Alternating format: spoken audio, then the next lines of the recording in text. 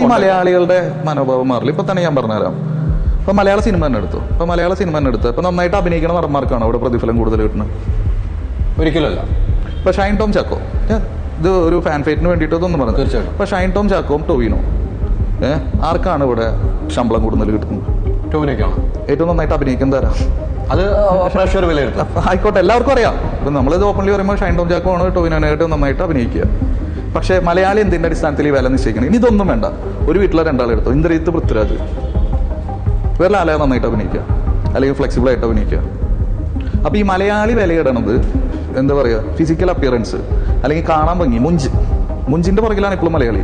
അതേസമയം തമിഴിൽ നോക്ക് നിങ്ങൾ, ധനുഷൊക്കെ ഏത് ലെവലെത്തി, എത്രയോ നടന്മാര്, രജനീകാന്ത് സാറ്. ഇവിടെയാണ് ആളുകൾ ഈ ഭംഗിക്ക് ഫസ്റ്റ് പ്രയോറിറ്റി കൊടുക്കുന്നത്, അഭിനയത്തിനല്ല ഇവിടെ പ്രയോറിറ്റി. ഇവിടെ ശമ്പളം അഭിനയത്തിനല്ല, ഇവിടെ ലുക്ക് സെക്കൻഡാണ് അഭിനയം.